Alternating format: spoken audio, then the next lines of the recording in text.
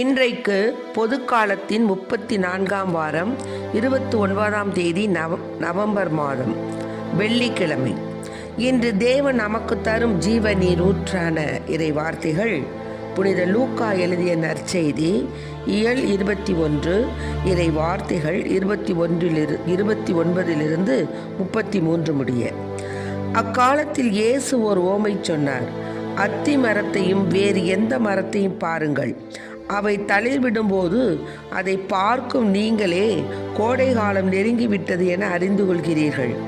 அவ்வாறே இவை நிகழ்வதை காணும்போது இறையாட்சி நெருங்கி வந்துவிட்டது என்பதை நீங்கள் அறிந்து கொள்ளுங்கள். அனைத்தும் நிகழும் வரை இத்தலைமுறை ஒழிந்து போகாது என நான் உறுதியாக உங்களுக்கு சொல்கிறேன். விண்ணும் மண்ணும் ஒழிந்து போகும், ஆனால் என் வார்த்தைகள் ஒழியவே மாட்டார். ஆண்டவரின் அருள்வாக்கு. கிறிஸ்துவே மக்கு புகழ். ஆண்டவர் எனது நல்லாயன், ஆகவே எனக்கொரு கூரையும் இராது. ஆண்டவர் எனது நல்லாயன், நீண்ட பசும் புல் தாரை சேர்ப்பார். குளிர் நீலை கெணையாவர் நடத்தி செல்வார். ஆண்டவர் எனது நல்லாயன், ஆன்ம வாழ்வீர் கோயில் தந்திடுவார். அறநெறிதனிலே ஒழுக செய்வார். நானிருள் சோழும் பள்ளத்தாக்கில் நடக்க நேர்ந்தாலும் பயமே இல்லை. ஏனெனில் என்னுடன் நீர் இருக்கின்றீர். என்னை நின் கோலும் கழியும் தேற்றும். ஆண்டவர் எனது நல்லாயன், என் பகையாளர் முன் எனக்காக இனிய நல்விருந்தினை ஒழுங்கு செய்தீர். என் தலை மீது என்னை பூசி என்னை அபிஷேகம் செய்து வைத்தீர். என்னே எனது பாத்திரம் நிரம்பி துணை இன்பம் வழியது பொங்கி. ஆண்டவர் எனது நல்லாயன், ஆகவே எனக்கொரு குறையும் இராது. ஆண்டவர் எனது நல்லாயன். இன்றைக்கு நம் தேவன் தரும் ஜீவ நீர் ஊற்றான இறை வார்த்தைகளை கேட்டோம். அதாவது ஏசப்பா எப்போவுமே ஓமை சொல்லி தான் மக்களுக்கு புரிய வைப்பார். ஏனெனில் மக்கள் மிகுந்த ஒரு படிப்பறிவோ அல்லது மற்ற ஏதோ அந்த அளவுக்கு அவர்களுக்கு எதுவுமே சொன்னால் புரியாது. ஓமை வாயிலாக சொல்லும் பொழுது புரிந்து கொள்வார்கள். அப்படிப்பட்ட ஒரு இன்னோசென்ட்டான மக்கள். அதனால அவர் என்ன பண்ணார், அத்தி மரத்தை பாருங்கள், வேறு எந்த மரத்தையும் பார்க்காதீங்க, வேறு எந்த மரத்தையும் பாருங்கள், ஆனால் அவை தளிர் விடும்போது அதை பார்க்கும் நீங்கள் கோடை காலம்னு புரிஞ்சுக்குவீங்க. அதாவது கோடை காலத்தில் அது என்ன பண்ணுது, எந்த ஒரு மரத்திற்கும் ஒரு காலங்கள் உண்டு. அதாவது இலையுதிர் காலம், அப்புறம் நல்ல செழிப்பாக வளரக்கூடிய காலம்னு இருக்குது. எல்லா மரமுமே ஒரே நாளில் அப்படியே பச்சை மரமாகவே இருக்காது. அது அப்படியே அப்புறம் இலை உதிர்ந்து மறுபடியும் அது துளிர்க்கும். அவ்விதமாக நீங்கள் இதைத்தான் நீங்களும் நினச்சிக்கணும். என்னென்னா இறையாட்சி நெருங்கி வந்து விட்டது என்பதை நீங்கள் ஒவ்வொரு காலமும் நீங்கள் அறிந்து கொள்ளலாம். ஏன்னா அந்த மாதிரி அனைத்தும் நிகழும் வரை இந்த தலைமுறை ஒளிந்து போகாது என உறுதியாக நான் உங்களுக்கு சொல்கிறேன். அதனால தான் நீங்கள் என்ன செய்யணும், இப்போவே இந்த காலங்கள் இருக்கும் பொழுதே நீங்கள் தேவனுக்கு உகந்த பிள்ளைகளாக வாழணும். அதாவது பைபிளை படிக்கணும், நற்செய்தியை படிக்கணும், நற்செய்தியை படித்து அதன்படி வாழணும். அதன்படி வாழும் பொழுது உங்களுக்கு விண்ணகத்தில் ஒரு இடம் உண்டு. அதன்படி வாழ்ந்து அது மாதிரி நடக்கணும். நற்செய்தியை படித்து போதிப்பதனால் மட்டுமன்று, உன்னுடைய வாழ்வையும் நீ என்ன செஞ்சுக்கணும், எப்படி அந்த மரமானது இலையை உதிர்த்து மறுபடி துளிர் விடுகிறதோ அதுபோல் நீயும் என்ன செய்யணும், உன் பாவங்களையெல்லாம் விட்டுட்டு புண்ணியம் என்ற அந்த துளிர்னால நீ புதுப்பிக்கப்படணும் அப்படிங்கிறார். அதுதான், அதனால தான் நற்செய்தியை படிக்கணும், நற்செய்தியின்படி வாழணும். நற்செய்தியின்படி நம்ம வாழ்வை என்ன செய்யணும், அதை படித்து தியானித்து, அது ஒரு பொக்கிஷம், அது ஒரு புதையல். நற்செய்தி என்பது ஒரு புதையல். அந்த புதையலை கண்டு உணர்ந்தவங்க தான் என்ன செய்வாங்க, அதை படிப்பாங்க. கண்டு உணராதவங்களுக்கு அந்த ஞானம் கிடையாது, அந்த அறிவு கிடையாது, தேவனுடைய அனுகிரகம் கிடையாது.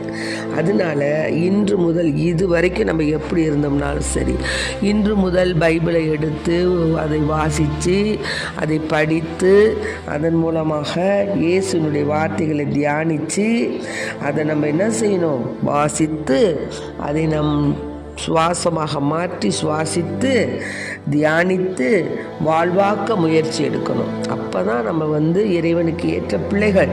சும்மா நம்ம தேமையேன்னு வாழக்கூடாது. அதனால தான் திருவெளிப்பாடில் சொல்கிறாரு ஆண்டவர், திருவெளிப்பாடு 20 என்ன நம்ம வாசிக்கிறோம்னா, வானக தூதர் ஒருவர் வந்தார் விண்ணகத்திலிருந்து. அப்படி வரும் பொழுது அவருடைய கையில் என்னென்ன இருந்துச்சான், படுகுழியும் திறவுகோலும் ஒரு முரட்டு சங்கிலியும் இருந்துச்சான். அழகு என்ற சாத்தான அரக்க பாம்பு அவரை பிடிச்சார். தொடக்கத்தில் பாம்பு வானதூதர் 1000 ஆண்டுகளுக்கு அதை கட்டி வச்சார். அப்படி கட்டி வச்சு படுகுழியில் தள்ளி அடைச்சி முத்திரையிட்டார். இந்த மாதிரி 1000 ஆண்டுகள் முடியும் வரை நாடுகள் அது ஏமாற்றாதவாறு செய்தார். அதன்பின் சிறிது காலத்துக்கு அது கட்டவிழ்த்து விடப்பட வேண்டும். பின்பு ஒரு நாள் அப்போது நான் அரியணையை பார்த்தேன். அப்போ தீர்ப்பளிக்கும் அதிகாரம் பெற்றிருந்த சிலர் அதில் வீற்றிருந்தார்கள். எதுக்கு நான் இதை சொல்ல வரேன்னா, ஆண்டவருடைய அரசாட்சி இறையாட்சி நெருங்கி விட்டது. இந்த தீயவன் 1000 ஆண்டுகள் அதை படிகுழியில் வச்சு திறந்தால் அவன் என்ன செய்கிறான், நம்மளை நற்செய்தி படிக்க விட மாட்டான், நம்ம நற்செய்தி படி நடக்க விட மாட்டான், நம்முடைய வாழ்வை சீராக மாற்றுவதற்குள்ள சிந்தனையை மாற்றி போடுவான், சிந்தனையை சிதறடிப்பான். அப்படிப்பட்ட அந்த தேய அழகையினுடைய நம்ம பேச்சுக்கும் அதனுடைய செய்கைக்கும் அதனுடைய விருப்பத்துக்கும் நம்ம நடக்கக்கூடாது. ஆமேன். அப்போது அரியணையில் தீர்ப்பளிக்கும் அதிகாரம் பெற்றிருந்த சிலர் வீற்றிருந்தாங்க. அப்போ கடவுளுடைய வாக்கை அறிவித்து இயேசுவுக்கு சான்று பகிர்ந்ததற்காக உயிரை கொடுத்தவங்க, வேத சாட்சியாக மறித்தவங்க, அந்த ஆன்மாக்கள்லாம் பார்த்தேன். அவர்கள் அந்த விலங்கையோ அதன் சிலையோ வணங்கவில்லை. அதற்குரிய குறியையும் தங்கள் நெத்தியில் கையில் இட்டுக்கலை. அவர்கள் மீண்டும் உயிர் பெற்று 1000 ஆண்டுகள் கிறிஸ்துவோடு ஆட்சி புரிந்தார்களாம். அப்புறம் வெண்மையான ஒரு அரியணை பார்த்தேன். அதில் ஒருத்தர் வீற்றிருந்தார். அவர் முன்னிலையில் மண்ணகமும் விண்ணகமும் இருந்த இடம் தெரியாமல் மறைந்து விட்டன. இறந்தோருள் சிறியோர் பெரியோர் ஆகிய அனைவரும் அந்த அரியணை முன்னால் நின்னாங்க. அப்பொழுது நூல்கள் திறந்து வைக்கப்பட்டன. வேறொரு நூலும் திறந்து வைக்கப்பட்டது. அது வாழ்வின் நூல். இறந்தோரின் செயல்கள் அந்த நூல்களில் எழுதப்பட்டிருந்தது. அவற்றுக்கு ஏற்ப அவர்களுக்கு தீர்ப்பு வழங்கப்பட்டது. பின்னர் கடல் தன்னகத்தே இருந்த இறந்தோரை வெளியேற்றியது. அதுபோல் சாவும் பாதாளமும் தமகத்தே இருந்த இறந்தோரை வெளியேற்றின. அவர்கள் ஒவ்வொருவருக்கும் அவரவர் செயலுக்கு ஏற்ப தீர்ப்பு வழங்கப்பட்டது. கவனிச்சுக்குங்க. நம்முடைய செய்கையினாலும் நம்முடைய செய்கை எப்படி இருக்குதோ அதுக்கு தகுந்த மாதிரி தான் நம்மளுக்கு தீர்ப்பு. சாவும் பாதாளமும் நெருப்பு ஏரியில் எரியப்பட்டன. இந்த நெருப்பு ஏறிய 2ஆம் சாவு. வாழ்வின் நூலில் பெயர் எழுதப்படாதோர் நெருப்பு ஏரியில் எரியப்பட்டார்கள். பின்பு நான் ஒரு புதிய விண்ணகத்தையும் புதியதொரு மண்ணகத்தையும் கண்டேன். முன்பு இருந்த விண்ணகமும் மண்ணகமும் மறைந்து விட்டன, கடலும் இல்லாமல் போயிற்று. அப்பொழுது புதிய எருசலேம் என்னும் திருநகர் கடவுளிலிருந்து விண்ணகத்தை விட்டு இறங்கி வர கண்டேன். தன் மணமகனுக்காக தன்னையே அணி செய்து கொண்ட மணமகளைப் போல் அது ஆயத்தமாயிருந்தது. ஆகவே விழிப்பாயிருங்கள், ஆயத்தமாயிருங்கள். இதோ கடவுளுடைய உறைவிடம் மனிதர் நடுவே உள்ளது. ஆகவே நாம் என்ன செய்யணும்? கடவுளுக்கு ஏற்புடைய பிள்ளைகளாக வாழணும், வளரணும். அப்போ தான் நம்ம லூக்கா 21 சொன்னது போல், நீங்கள் தலை நிமிர்ந்து நில்லுங்கள், ஏனெனில் உங்கள் மீட்பு நெருங்கி வருகின்றது என்று நாம் உணர முடியும். தலை நிமிர்ந்து நில்லுங்கள், உங்கள் மீட்பு நெருங்கி வருகிறது என்று நாம் உணர முடியும். அதே போல் தான் நம்ம அதனால தான் நான் தொடர்ந்து உத்தரிப்பு நிலை ஆன்மாக்களை பற்றி நான் சொல்லிக்கிட்டே இருக்கிறேன். அத்தகைய உத்தரிப்பு நிலை ஆன்மாக்களுடைய நிலை தான் நமக்கு வரும். அதை நம்ம உணரணும். உணர்ந்து இப்பொழுதே நாம் வாழக்கூடிய இந்த காலகட்டத்திலேயே நாம் எவ்வாறு வாழ வேண்டும், உத்தரிப்பு நம்மளுடைய ஆன்மாக்கள் எவ்விதமாக சீர்படுத்த வேண்டும், எந்தெந்த முறையில் நம்ம வாழ்ந்தோம் என்றால் கடவுளுக்கு ஏற்புடைய பிள்ளைகளாக வாழ்வோம் என்பதை நாம் உணர வேண்டும். அதனால தான் உத்தரிப்பு நிலை ஆன்மாக்களுக்காக நான் ஒவ்வொரு நாளும் நான் சொல்லிக்கிட்டே இருக்கிறேன். அதனால் உத்தரிப்பு ஆன்மாக்களுக்கு நாம் பல வழிகளில் நம்ம உதவி செய்யணும். அப்படி செய்யும் பொழுது தேவன் நம்முடைய ஆன்மா ஆண்டவர் பாதத்தில் சேர்வதற்கு அவர்கள் ஏதுவாக இருப்பார்கள். எந்த அளவையில் அளப்போமோ அதே அளவையில் கூடுதலாகவே கிடைக்கும். அதாவது போஸ்டர் நகரில் மரித்த விசுவாசிகளுக்கான சங்கத்தில் உறுப்பினராக சேர்ந்த ஒரு தொழில் அதிபர் இருந்தார். அவர் ஜெபம் செய்வது, பலிபூசைகள் ஒப்பு கொடுக்கும் பொருட்டு ஆண்டுதோறும் ஏராளமான பணத்தை கொடுத்து வந்தார். அந்த சங்கத்தின் இயக்குனராக இருந்த குருவானவருக்கு இது ஆச்சரியமாக இருந்துச்சு. ஏன்னா அந்த தொழிலதிபர் எந்த அளவுக்கு பெரும் பணக்காரர் அல்ல. ஒரு நாள் குரு அவரிடம் கொடுக்கும் பணம் முழுவதும் அவரது சொந்த பணமா அல்லது மற்றவர்களிடம் தானமாக அன்பளிப்பு தொகை பெற்று சேர்த்து கொடுக்கப்பட்டதா அப்படிங்கிறத நாசுக்காக கேட்டார். அப்போ அவர் சொன்னார், குருவே, நான் கொடுக்கும் பணம் முழுவதும் என் சொந்த பணம். ஆச்சரியப்படாதீங்க, நான் பெரும் செல்வந்தனும் இல்லை, என்னுடைய தகுதிக்கு மீறி நான் கொடுப்பதாக நீங்கள் நினைக்கலாம். ஆனால் அப்படி அல்ல. நான் தான தர்மங்கள் செய்வதன் மூலம் அதிக பணத்தை இழக்காத வகையில் தர்மங்கள் செய்யும் பணத்தை காட்டிலும் அதிக அளவு பணத்தை நான் திரும்ப தொழிலில் பெற வேண்டும் என்பதில் உத்தரிக்கிற ஆன்மாக்கள் கண்ணும் கருத்துமாக இருக்கிறாங்க.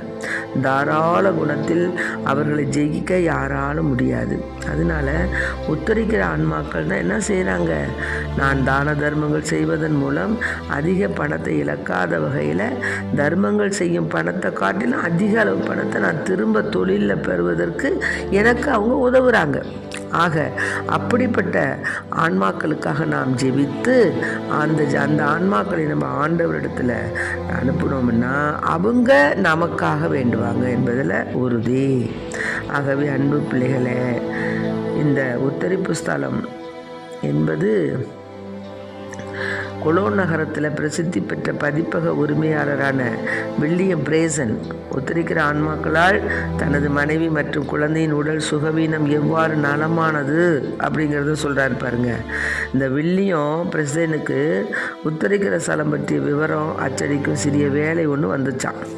அப்போது அச்சக பிழை சரிபார்க்கும் பணியில் அவர் ஈடுபட்ட போது புத்தகத்தில் விவரிக்கப்பட்டிருந்த கருத்துக்கள் அவரை வெகுவாக கவர்ந்தன. என்னென்னா, உத்தரிக்கிற ஆன்மாக்கள் தங்களுக்கு உதவும் நண்பர்களுக்கு அதிசயிக்கும் வகையில் உதவிகள் செய்யும் விவரத்தை முதல் முறையாக அப்போது தான் அவர் அறிந்து கொண்டார். இதே நேரத்தில் அவருடைய மகன் மிகவும் நோய்வாய்ப்பட்டு அனைவரால் கைவிடப்பட்ட நிலையில் இருந்தான். அப்போது பிரேசனுக்கு உத்தரிக்கிற ஆன்மாக்களை பற்றி தான் புத்தகத்தில் படித்தது நினைவுக்கு வந்துச்சு. அதனால் தனது பதிப்பகத்தில் அச்சடித்து கொண்டிருந்த அந்த புத்தகத்தில் 100 பிரதிகள் தனது சொந்த செலவில் அச்சிட்டு மற்றவர்களுக்கு விநியோகம் செய்வதென பொருத்தனை செஞ்சார். தனது பொருத்தனையை உறுதி செய்யும் பொருட்டு ஆலயத்துக்கு போய் சத்தியமும் செய்து கொடுத்தார். அந்த நிமிடம் அவருடைய இருதயத்தில் ஒரு அமைதி, நம்பிக்கை ஏற்பட்டுச்சு. வீட்டுக்கு திரும்பிய போது ஒரு சிறு டிராப்பு கூட தண்ணியை கூட முழுங்க முடியாத நிலையில் இருந்த அவருடைய அருமை மகன் எழுந்து உட்கார்ந்து தனக்கு சாப்பாடு வேணும்னு கேட்டானாம்.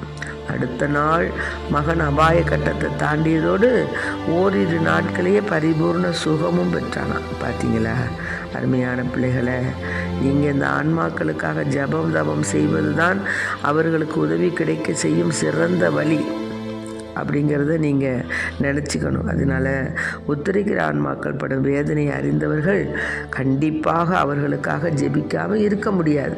அதனால் அப்புறம் சில காலம் சென்ற பிறகு அவருடைய மனைவி உடல்நலம் பாதிக்கப்பட்டு படுத்த படுக்கையாக இருந்தாலும் பக்கவாதத்தினால் செயலற்று மனநலம் குன்றியவராக மருத்துவர்களால் கைவிடப்பட்ட நிலையில் இருந்தவங்க மோசமாகி போயிட்டே இருந்தாங்க.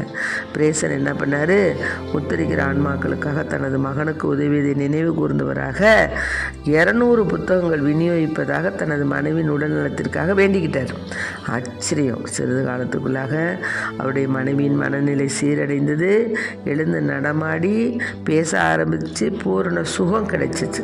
ஆகவே அருமையான பிள்ளைகளை, இதை கேட்டுக்கொண்டிருக்க அன்பு பிள்ளைகளே, நீங்கள் உத்தரிப்பு ஸ்தல ஆன்மாக்களுக்காக வேண்டிக் கொண்டு அவர்களுடைய ஆன்மாவிற்காக ஜபதபங்கள் திருப்பலிகள் கண்டும் திருப்பணிகள் ஒப்பு கொடுத்தும் உங்களுடைய அந்த தவ முயற்சிகளை செய்யும் பொழுது அநேக ஆன்மாக்கள் ஆண்டவருடைய பாதம் சேரும். அப்படி சேர்ந்த ஆன்மாக்கள் நமக்காக வேண்டிக் கொள்ளும் என்பதில் சிறிதளவும் ஐயமில்லை. ஆகவே அன்பு பிள்ளைகளே, நம்முடைய வாழ்நாட்கள் இனிமேல் நாம் இறக்கத்தா போகிற மொழியோ பிறக்க போகிறதில்ல. அப்படிப்பட்ட இந்த சில நாட்களில் நாம் என்ன செய்யணும்? பிள்ளைகள் ஒத்திருப்பு நிலை ஆன்மாக்களுக்காக வேண்டிக்கணும். நாமும் என்ன செய்யணும்? நற்செய்தியை படித்து சுவாசித்து தியானித்து அதை நமது வாழ்வாக்க முயற்சி எடுக்கணும். அதுதான் நமக்கு வாழ்வு தரும் உணவு, வழிகாட்டு மொழி, நிறைவாழ்வை நோக்கி நடத்தி செல்லும் விளக்கு. அதுதான். அதனால இந்த உணர்ச்சியும் இந்த அனுபவம் நமக்கு இருந்தால் நம்மை பயப்பட வைக்கும் பேரழிவுகளையோ மனித எதிர்ப்புகளையோ நம்ம துணிந்து எதிர்கொள்ளலாம். ஆகவே நாம் தலை நிமிர்ந்து நம்ம கேட்டிருக்கோம் இல்லையா? புனித லூக்கா எழுதிய நற்செய்தி 21:28 வார்த்தை, நீங்கள் தலை நிமிர்ந்து நில்லுங்கள், ஏனெனில் உங்கள் மீட்பு நெருங்கி வருகின்றது. ஆமென். Praise the Lord. மரியே வாழ்க.